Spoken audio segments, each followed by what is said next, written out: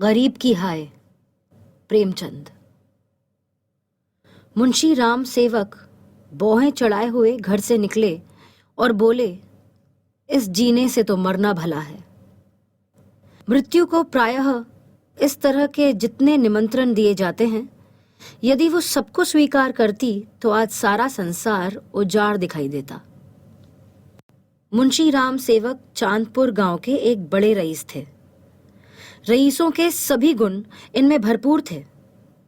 मानव चरित्र की दुर्बलताएं उनके जीवन का आधार थीं। वो नित्य मुंसीफी कचहरी के हाथे में एक नीम के पेड़ के नीचे कागजों का बस्ता खोले एक टूटी सी चौकी पर बैठे दिखाई देते थे। किसी ने कभी उन्हें किसी इजलास पर कानूनी बहस या मुकदमे की पैरवी करते नहीं देखा, परंतु उन्हें सब लोग मुख्तार साहब कहकर पुकारते थे। चाहे तूफान आए, पानी बरसे, ओले गिरे, पर मुख्तार साहब वहां से टस से मस न होते। चारों ओर से उन पर विश्वास और आदर की दृष्टि पड़ती। सब में प्रसिद्ध था कि उनकी जीभ पर सरस्वती विराजती है। इसे वकालत कहो या मुख्तारी, परंतु ये केवल कुल मर्यादा की प्रतिष्ठा का पालन था। आमदनी अधिक न होती थी। चांदी के सिक्कों की तो चर्चा ही क्या, कभी कभी तांबे के सिक्के भी निर्भय उनके पास आने में हिचकते थे। मुंशी जी की कानूनदानी में कोई संदेह न था, परंतु पास के बखेड़े ने उन्हें विवश कर दिया था। खैर, जो हो, उनका ये पेशा केवल प्रतिष्ठा पालन के निमित्त था, नहीं तो उनके निर्वाह का मुख्य साधन आसपास की अनाथ पर खाने पीने में सुखी विधवाओं और भोले भाले किंतु धनी वृद्धों की श्रद्धा थी। विधवाएं अपना रुपया उनके यहाँ अमानत रखती। बुढ़े अपने कपूतों के डर से अपना धन उन्हें सौंप देते, पर रुपया एक बार मुट्ठी में जाकर फिर निकलना भूल जाता था। वो जरूरत पड़ने पर कभी कभी कर्ज ले लेते थे। भला बिना कर्ज लिए किसी का काम चल सकता है? भोर को सांझ के करार पर रुपया लेते, पर सांझ कभी नहीं आती थी। सारांश, मुंशी जी कर्ज लेकर देना सीखे ही नहीं थे। ये उनकी कुल प्रथा थी। यही सब मामले बहुधा मुंशी जी के सुख चैन में विघ्न डालते थे। कानून और अदालत का तो उन्हें कोई डर न था। इस मैदान में उनका सामना करना पानी में मगर से लड़ना था। परंतु जब कोई दुष्ट उनसे भिड़ जाता, उनकी ईमानदारी पर संदेह करता और उनके मुंह पर बुरा भला कहने पर उतारू हो जाता, तब मुंशी जी के हृदय पर बड़ी चोट लगती। इस प्रकार की दुर्घटनाएं प्रायः होती रहती थीं। हर जगह ऐसे ओछे रहते हैं जिन्हें दूसरे को नीचा दिखाने में ही आनंद आता है। ऐसे ही लोगों का सहारा पाकर कभी कभी छोटे आदमी मुंशी जी के मुंह लग जाते थे। नहीं तो कुंजड़िन की इतनी मजाल नहीं कि उनके आंगन में आकर उन्हें बुरा भला कहे। मुंशी जी उनके पुराने ग्राहक थे। बरसों तक उससे साग भाजी ली थी। यदि दाम ना दिया तो कुंजड़िन को संतोष करना चाहिए था। दाम जल्दी या देर से मिल जाता, परंतु वो मुंहफट कुंजड़िन 2 ही बरसों में घबरा गई और उसने कुछ आने पैसों के लिए एक प्रतिष्ठित आदमी का पानी उतार लिया। झुंझलाकर मुंशी जी अपने को मृत्यु का कलेवा बनाने पर उतारू हो गए, तो इसमें उनका कुछ दोष न था। इसी गांव में मूंगा नाम की एक विधवा ब्राह्मणी रहती थी। उसका पति वर्मा की काली पलटन में हवलदार था और लड़ाई में वहीं मारा गया।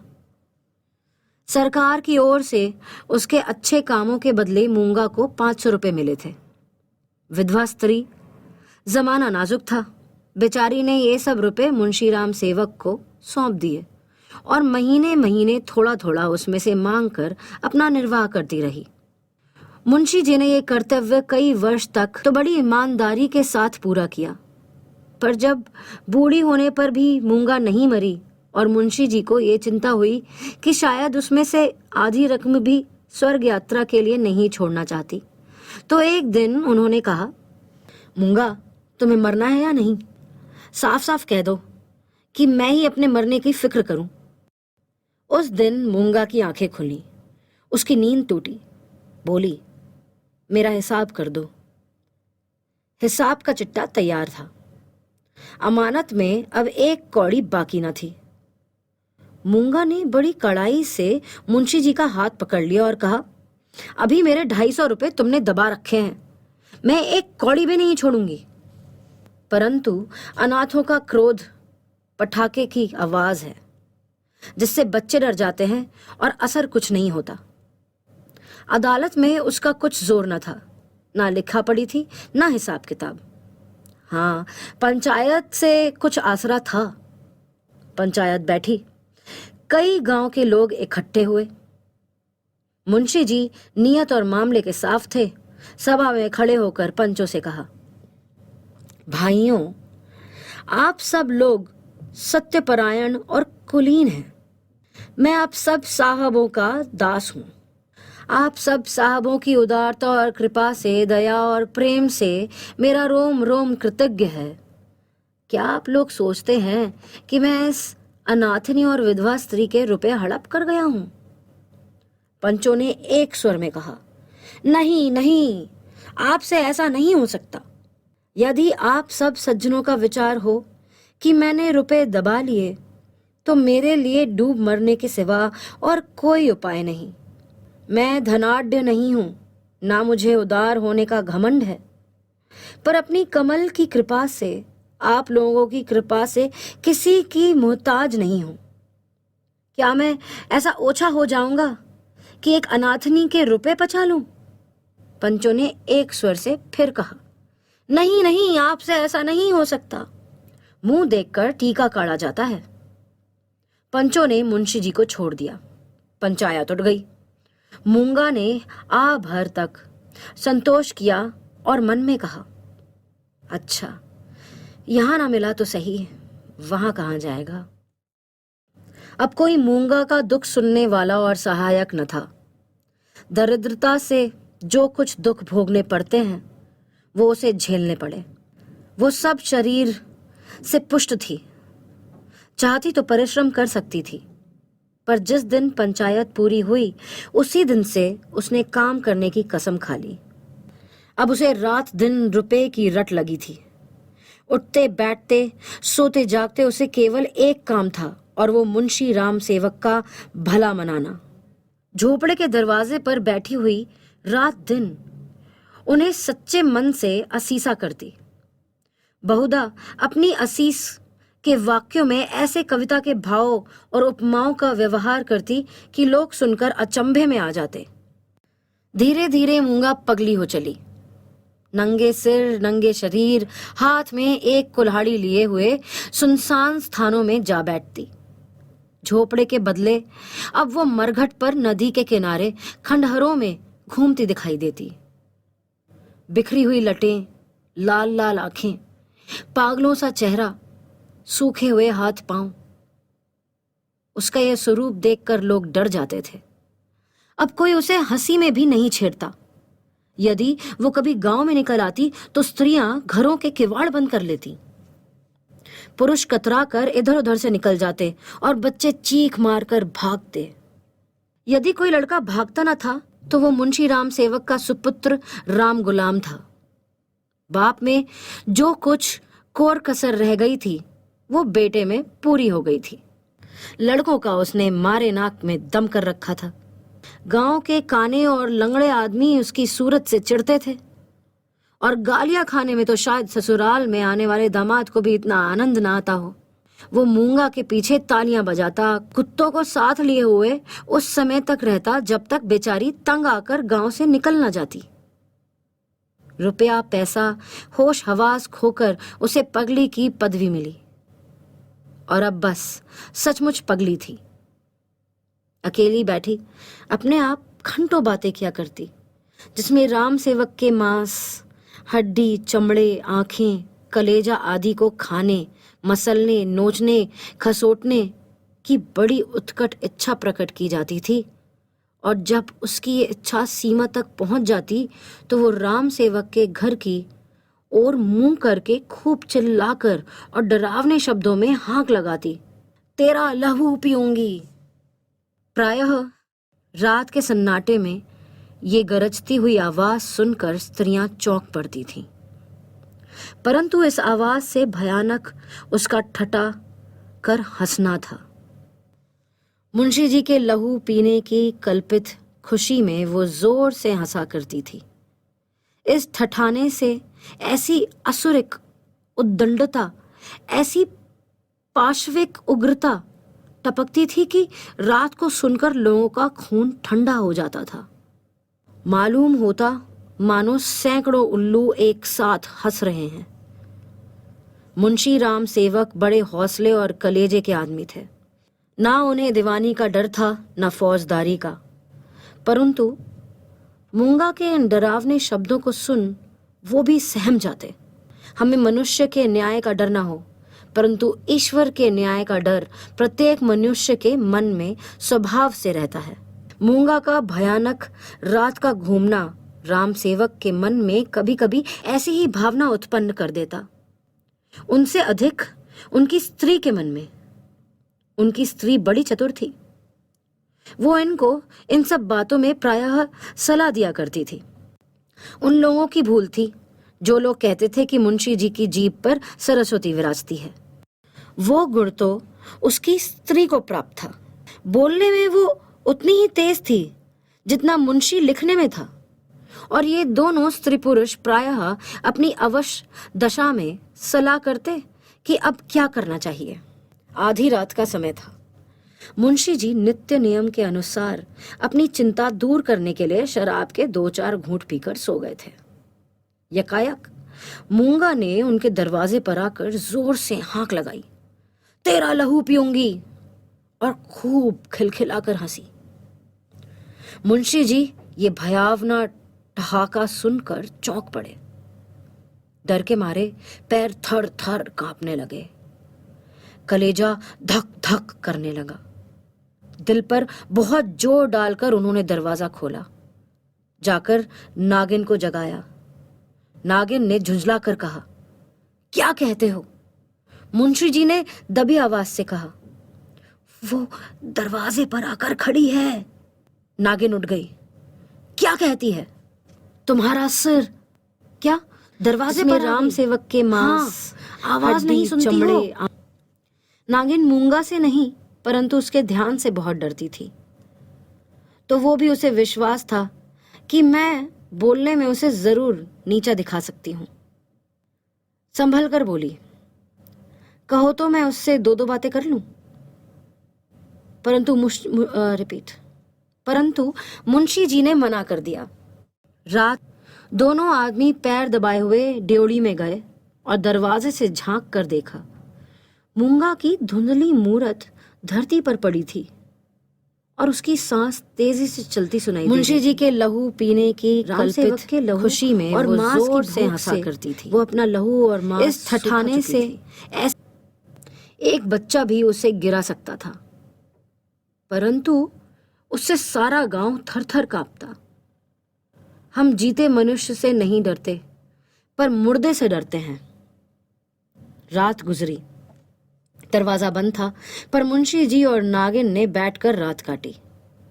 मूंगा भीतर नहीं घुस सकती थी, पर उसकी आवाज को कौन रोक सकता था? मूंगा से अधिक डरावनी उसकी आवाज थी। भोर को मुंशी जी बाहर निकले और मूंगा से बोले, यहां क्यों पड़ी है? मूंगा बोली, तेरा लहू पीऊंगी। नागिन का भयानक कर कहा, रात तेरा मुंह झुलसा दूंगी। पर नागिन के विष ने मूंगा पर कुछ असर न किया। उसने जोर से ठहाका लगाया। नागिन खिसियानी सी हो गई। हंसी के सामने मुंह बंद हो गया। मुंशी जी फिर बोले, यहां से उठ जा। नहीं उठूंगी। कब तक पड़ी रहेगी? तेरा लहू पी कर जाऊंगी। वो गुड़ तो मुंशी जी की प्रखर लेखनी का यहाँ कुछ जोर न चला और नागिन की आग भरी बातें यहाँ सर्द हो गईं। दोनों घर में जाकर सलाह करने लगे। ये बला कैसे टलेगी? इस आपत्ति से आधी रात का समय था।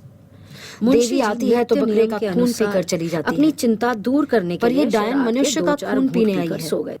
वो खून जिसकी अगर एक बूंद भी कलम बनाने के समय निकल पड़ती थी तो अठवारों और महीनों सारे कुनबे को अफसोस रहता और वो घटना गांव के घर घर फैल जाती। क्या यही लहू पीकर मूंगा का सूखा शरीर हरा हो जाएगा? गांव में ये चर्चा फैल गई। मूंगा मुंशी जी के दरवाजे पर धरना दिए बैठी है। मुंशी जी के अपमान में गांव वालों को बड़ा मजा आता था। देखते देखते सैकड़ों आदमियों की भीड़ लग गई। इस दरवाजे पर कभी कभी भीड़ लगी रहती थी। ये भीड़ राम गुलाम को पसंद न थी। मूंगा पर उसे ऐसा क्रोध आ रहा था कि यदि उसका बस चलता तो वो उसे कुएं में ढकेल देता। इस तरह का विचार उठते ही राम गुलाम के मन में गुदगुदी समा गई और वो बड़ी कठिनता से अपनी हंसी रोक सका। वो कुएं में गिरती तो क्या मजे की बात होती, परंतु ये चुड़ैल यहां से टलती ही नहीं। क्या करूं? मुंशी जी के घर में एक गाय थी जिसे खली, दाना और भूसा तो खूब खिलाया जाता था, पर वो सब उसकी हड्डियों में मिल जाता। उसका ढांचा पुष्ट होता जाता था। राम गुलाम ने उसी गाय का गोबर एक हांडी में घोला और सब का सब बेचारी मूंगा पर उड़ेल दिया।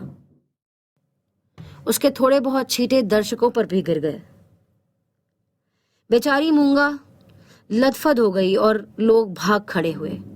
कहने लगे, वो मुंशी राम गुलाम का दरवाजा है, यहां इसी प्रकार का शिष्टाचार किया जाता है। जल्द भाग चलो, नहीं तो अब की इससे भी बढ़कर खातिर हो जाएगी। इधर भीड़ कम हुई, उधर राम गुलाम घर में जाकर खूब हंसा और तालियां बजाईं। मुंशी जी ने इस व्यर्थ की भीड़ को ऐसे सहज में और ऐसे सुंदर रूप से हटा देने के उपाय पर अपने सुशील लड़के की पीठ ठोकी। सब लोग तो चंपत हो गए, पर बेचारी मूंगा ज्यों की त्यों पर नागिन के विष ने। दोपहर हो गई, मूंगा ने कुछ नहीं खाया। सांझ हुई, हजार कहने सुनने से भी उसने खाना नहीं खाया। गांव के चौधरी ने बड़ी खुशामद की, यहां तक कि मुंशी जी ने हाथ तक जोड़े, पर देवी प्रसन्न ना हुई। निदान मुंशी जी उठकर मुंशी जी की प्रखर लेखनी का यहाँ वो कहते थे कि और नागिन वाले को आग भरी बातें आप ही मना लिया सर्द हो गई। मूंगा ने ये रात भी बिना दाना पानी के काट दी। लाला जी और ललाइन ने आज फिर जाग जाग कर भोर किया। आज मूंगा की गरज और हंसी बहुत कम सुनाई पड़ती थी। घर वालों ने समझा बला टली। सबेरा होते ही जो दरवाजा खोलकर देखा तो वो अचेत पड़ी थी। मुंह पर मक्खियां भिनभिना रही हैं और उसके प्राण पखेरु उड़ चुके हैं। वो इस दरवाजे पर मरने ही आई थी। जिसने उसकी जीवन की जमा पूंजी हर ली थी, उसी को अपनी जान भी सौंप दी। अपने शरीर की मिट्टी तक उसको भेंट कर दी। धन से मनुष्य को कितना प्रेम होता है। धन अपनी जान से भी ज्यादा प्यारा होता है, विशेषकर बुढ़ापे में।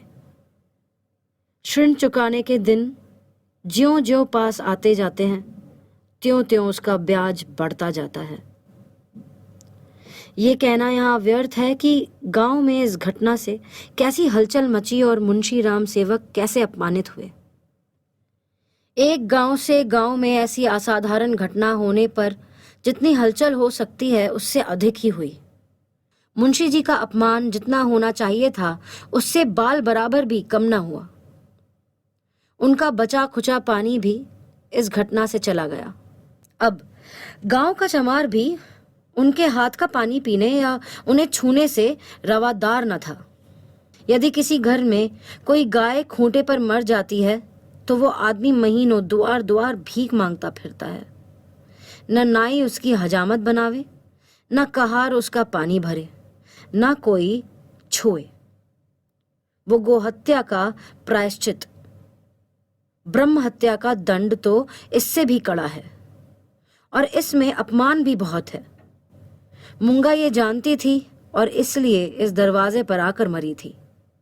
वो जानती थी कि मैं जीते जी तो कुछ नहीं कर सकती, मरकर उससे बहुत कुछ करवा सकती हूं। गोबर का उपला जब जलकर खाक हो जाता है तब साधु संत उसे माथे पर चढ़ाते हैं। पत्थर का ढेला आग में जलकर आग से अधिक तीखा और मारक हो जाता है। मुंशी राम सेवक कानूनदां थे। कानून ने उन पर कोई दोष नहीं लगाया था। मूंगा किसी कानूनी दफा के अनुसार नहीं मरी थी। ताजी रात हिंद में उसका कोई उदाहरण नहीं मिलता था, इसलिए जो लोग उनसे प्रायश्चित करवाना चाहते थे उनकी भारी भूल थी। कुछ हर्ज नहीं, कहार पानी ना भरे ना सही, वो आप पानी भर लेंगे। अपना काम आप करने में भला लाज ही क्या। बला से नाई बाल ना बनाएगा। हजामत बनाने का काम ही क्या है। दाढ़ी बहुत सुंदर वस्तु है, दाढ़ी मर्द की शोभा और श्रृंगार है, और जो फिर बालों से ऐसी घिन होती है तो एक एक आने में तो अस्तुर मिलते हैं। धोबी कपड़ा ना धोवेगा, इसकी भी कुछ परवाह नहीं। साबन तो और उसके गली कौड़ियों के मोल उड़ चुके हैं। एक बट्टी साबुन में दर्जनों कपड़े ऐसे साफ हो जाते हैं जैसे बगुले के पर।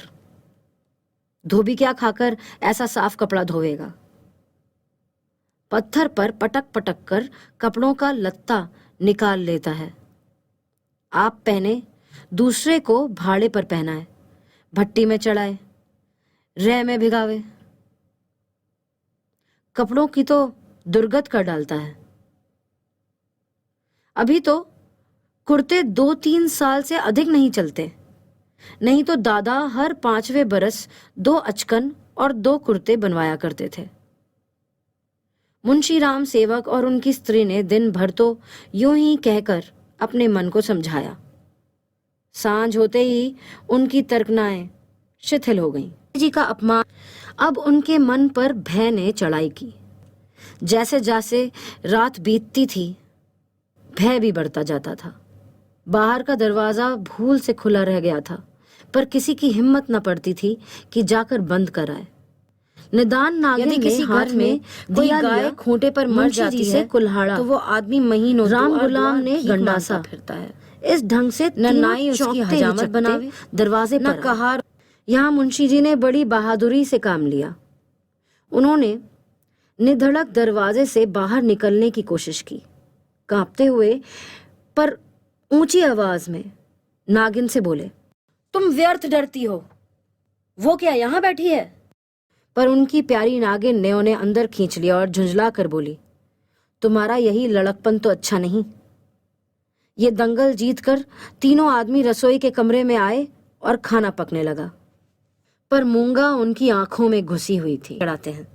अपनी परछाई को देखकर मूंगा का भय होता था। अंधेरे कोने में बैठी मालूम होती थी। वही हड्डियों का ढांचा, वही बिखरे बाल, वही पागलपन, वही डरावनी आंखें। मूंगा का नक्शिक दिखाई देता था। इसी कोठरी में आटे दाल के कई मटके रखे हुए थे। वहीं कुछ पुराने चिथड़े भी थे। एक चूहे को भूख ने बेचैन किया। मटकों ने कभी अनाज की सूरत नहीं देखी थी, पर सारे गांव में मशहूर था कि इस घर के चूहे गजब के डाकू हैं। तो उस दिन दोनों की खोज में 2 मटकों से कभी नहीं गिरे थे। रेंगता हुआ इस चिथड़े के नीचे आ निकला। कपड़े में खड़खड़ाहट हुई। फैले हुए चिथड़े मूंगा की पतली टांगे बन गईं। नागिन देखकर झिझकी और चीख उठी। मुंशी जी बदहवास होकर दरवाजे की ओर लपके। राम गुलाम दौड़कर उनकी टांगों से लिपट गया। चूहा एक बट्टी साबुन में दर्जनों कपड़े ऐसे साफ हो जाते हैं इन लोगों जैसे बगुले के पर हुए। अब मुंशी जी क्या खाकर करके ऐसा साफ कपड़ा धोएगा? नागिन ने कहा। पत्थर पर पटक पटक कर कपड़ों का तुम्हारी मर्दानगी निकाल। मुंशी जी अपनी प्रिया नागिन के इस अनादर पर बहुत बिगड़े। क्या तुम समझती हो मैं डर गया? भला डर की क्या बात थी? मूंगा मर गई, क्या वो बैठी है? मैं कल नहीं दरवाजे के बाहर निकल गया था, तुम रोकती रही, मैं न माना। मुंशी जी की इस दलील ने नागिन को निरुत्तर कर दिया। कल दरवाजे के बाहर निकल जाना या निकलने की कोशिश करना साधारण काम न था। जिससे साहस का ऐसा प्रमाण मिल चुका है, उसे डरपोक कौन कह सकता है? ये नागिन की हठ धर्मी। अब उनके मन खाना खाकर तीनों आदमी सोने के कमरे में आए, परंतु मूंगा ने यहां भी पीछा न छोड़ा। बातें करते थे, दिल को बहलाते थे। नागिन ने राजा हरदौल और रानी सारंधा की कहानियां कही।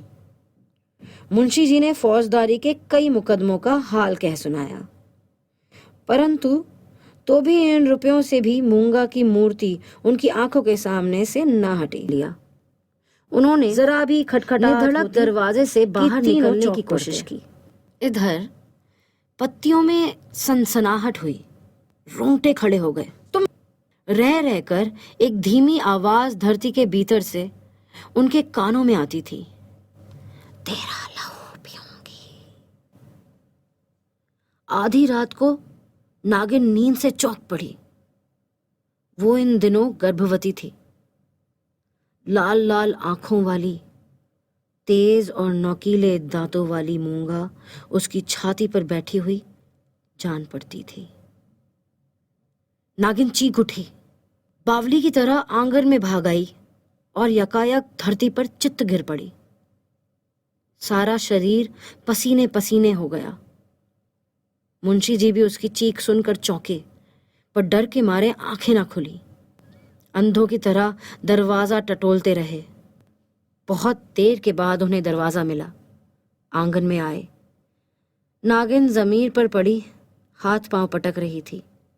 उसे उठाकर भीतर लाए, पर रात भर उसने आंखें न खोली। भोर को अकबक बकने लगी। थोड़ी देर में ज्वर हो आया, बदन लाल तवा सा हो गया। सांझ होते होते फैले हुए चित्रे मूंगा की सन्नीपात हो गया बन गई और आधी रात के समय देखकर झिझकी। जब संसार में सन्नाटा छाया हुआ था, मुंशी जी बदहवास होकर दरवाजे की ओर लपके। मूंगा के डर ने उसकी जान ले ली। जब तक मूंगा जीती रही, वो नागिन की फुफकार से सदा डरती रही। पगली होने पर भी उसने कभी नागिन का सामना नहीं किया, पर अपनी जान देकर उसने आज नागिन की जान ली। भय मुंशी जी अपनी प्रिया नागिन के इस अनादर पर मनुष्य हवा में एक गिरह भी नहीं लगा सकता। क्या तुम समझती हो मैं डर गया? पर इसने हवा में एक संसार रच डाला है। रात बीत गई, दिन चढ़ता आता था, पर गांव का कोई आदमी नागिन की लाश उठाने को आता ना दिखाई दिया।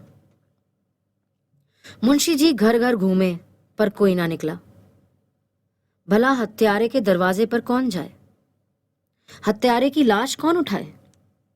इस समय मुंशी जी का रौब दाब, उनकी प्रबल लेखनी का भय और उनकी कानून प्रतिभा एक भी काम ना आई। चारों ओर से हार कर मुंशी जी फिर अपने घर आए। यहां उन्हें अंधकार दिखता था। दरवाजे तक तो आए, पर भीतर पैर नहीं रखा जाता था।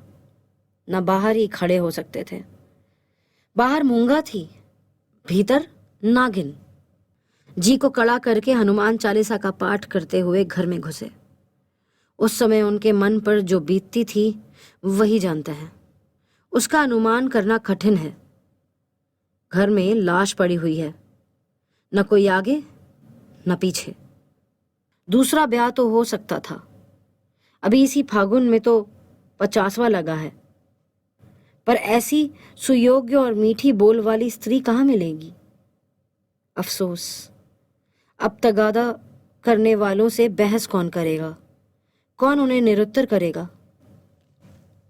लेन देन का हिसाब किताब कौन इतनी खूबी से करेगा? किसकी कड़ी आवाज तीर की तरह तगादेदारों की छाती में चुभेगी? वो नुकसान अब पूरा नहीं हो सकता।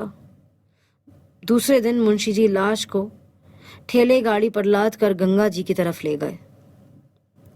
शव के साथ जाने वालों की संख्या कुछ भी न थी। एक स्वयं मुंशी जी, दूसरे उनके पुत्र रत्न राम गुलाम जी। इस बेइज्जती से मूंगा की लाश भी नहीं उठी थी। मूंगा ने नागिन की जान लेकर भी मुंशी जी का पिंड न छोड़ा। उनके मन में हर घड़ी मूंगा की मूर्ति विराजमान रहती थी। कहीं रहते उनका ध्यान इसी ओर रहता। यदि दिल बहलाव का कोई उपाय होता तो शायद वो इतने बेचैन न होते, पर गांव का एक पुतला भी उनके दरवाजे की ओर नहीं झांकता था। बेचारे अपने हाथों पानी भरते, आप ही बर्तन धोते। सोच और क्रोध, चिंता और भय, इतने शत्रुओं के सामने एक दिमाग कब तक ठहर सकता था? विशेषकर वो दिमाग जो रोज कानून की बहसों में खर्च हो जाता है। अकेले कैदी की तरह उनके 10-12 दिन तो ज्यों त्यों कट गए। 14वें दिन मुंशी जी ने कपड़े बदले और बोरिया बिस्तरा बांध कचहरी चले। आज उनका चेहरा कुछ खिला हुआ था। जाते ही मेरे मुवक्किल मुझे घेर लेंगे, मेरी मातम पुरसी करेंगे। मैं आंसुओं की 2-4 बूंदें गिरा दूंगा। फिर बैनामों, रहनामों और सुलहनामों की भरमार हो जाएगी। मुट्ठी गर्म होगी। शाम को जरा नशे पानी का रंग जमाएगा, जिसके छूट जाने से इस समय मुंशी जी का रौब-दाब है। उनकी प्रबल लेखनी का भय और उनकी कानून प्रतिभा, पर वहां रहनामों की भरमार और बैनामों की बाढ़ और मुवक्किलों की चहल पहल के बदले निराशा की रेतीली भूमि नजर आई। बस्ता खोले घंटों बैठे रहे, पर कोई नजदीक भी ना आया। किसी ने इतना भी ना पूछा कि आप कैसे हैं। नए मुवक्किल तो खैर, बड़े बड़े पुराने मुवक्किल जितना मुंशी जी के कई पीढ़ियों से सरोकार थे, आज उनसे मुंह उसका अनुमान करना। वो नालायक और अनाड़ी रमजान, जिसकी मुंशी जी हंसी उड़ाते थे और जिसे शुद्ध लिखना भी ना आता था, दूसरा ब्याह तो हो कन्हैया बना हुआ था।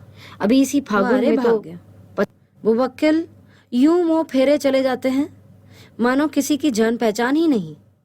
दिन भर कचहरी की खाक छानने के बाद मुंशी जी घर चले, निराशा और चिंता में डूबे हुए। ज्यों-ज्यों घर के निकट आते थे, मूंगा का चित्र सामने आता जाता था। यहां तक कि जब घर का द्वार खोला और 2 कुत्ते, जिन्हें राम गुलाम ने बंद कर रखा था, झपट कर बाहर निकले तो मुंशी जी के होश उड़ गए। वो चीख मारकर जमीन पर गिर गए। मनुष्य के मन और मस्तिष्क पर भय का जितना प्रभाव होता है, उतना और किसी शक्ति का नहीं।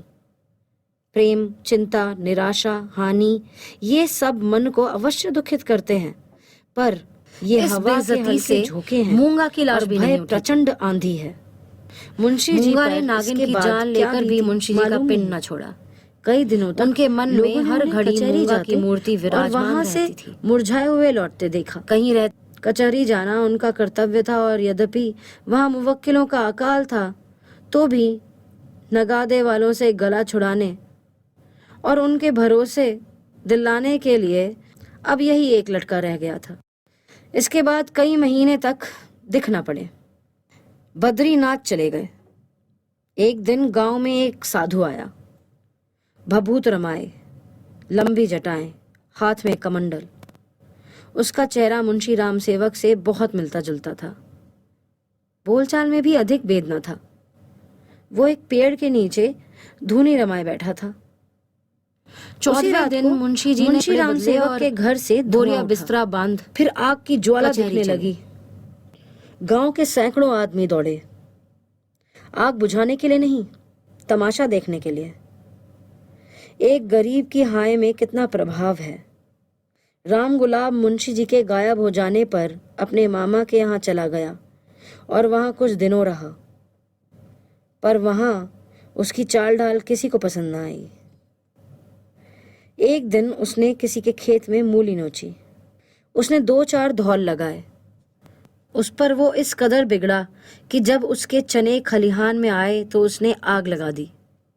सारा का सारा खलिहान जलकर खाक हो गया। हजारों रुपए का नुकसान हुआ। पुलिस ने तहकीकात की, राम गुलाम पकड़ा गया।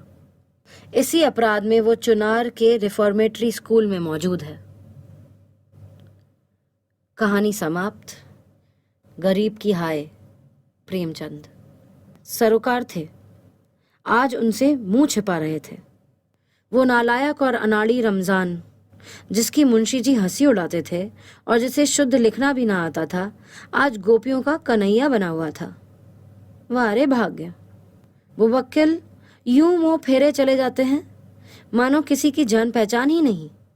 दिन भर कचहरी की खाक छानने के बाद मुंशी जी घर चले, निराशा और चिंता में डूबे हुए। ज्यों-ज्यों घर के निकट आते थे, मूंगा का चित्र सामने आता जाता था। यहां तक कि जब घर का द्वार खोला और दो कुत्ते, जिन्हें राम गुलाम ने बंद कर रखा था, झपट कर बाहर निकले तो मुंशी जी के होश उड़ गए। वो चीख मारकर जमीन पर गिर गए। मनुष्य के मन और मस्तिष्क पर भय का जितना प्रभाव होता है, उतना और किसी शक्ति का नहीं। प्रेम, चिंता, निराशा, हानि, ये सब मन को अवश्य दुखित करते हैं, पर ये हवा के हल्के झोंके हैं और भय प्रचंड आंधी है। मुंशी जी पर इसके बाद क्या बीती मालूम नहीं। कई दिनों तक लोगों ने उन्हें कचहरी जाते और वहां से मुरझाए हुए लौटते देखा। कचहरी जाना उनका कर्तव्य था और यद्यपि वहां मुवक्किलों का अकाल था, तो भी नगादे वालों से गला छुड़ाने और उनके भरोसे दिलाने के लिए अब यही एक लटका रह गया था। इसके बाद कई महीने तक दिख न पड़े। बद्रीनाथ चले गए। एक दिन गांव में एक साधु आया, भभूत रमाए, लंबी जटाएं, हाथ में कमंडल। उसका चेहरा मुंशी राम सेवक से बहुत मिलता जुलता था। बोलचाल में भी अधिक भेद न था। वो एक पेड़ के नीचे धूनी रमाए बैठा था। उसी रात को मुंशी राम सेवक के घर से धुआं उठा, फिर आग की ज्वाला दिखने लगी। गांव के सैकड़ों आदमी दौड़े, आग बुझाने के लिए नहीं, तमाशा देखने के लिए। एक गरीब की हाय में कितना प्रभाव है। राम गुलाम मुंशी जी के गायब हो जाने पर अपने मामा के यहाँ चला गया और वहां कुछ दिनों रहा, पर वहां उसकी चाल ढाल किसी को पसंद न आई। एक दिन उसने किसी के खेत में मूली नोची। उसने 2-4 धौल लगाए। उस पर वो इस कदर बिगड़ा कि जब उसके चने खलिहान में आए तो उसने आग लगा दी। सारा का सारा खलिहान जलकर खाक हो गया।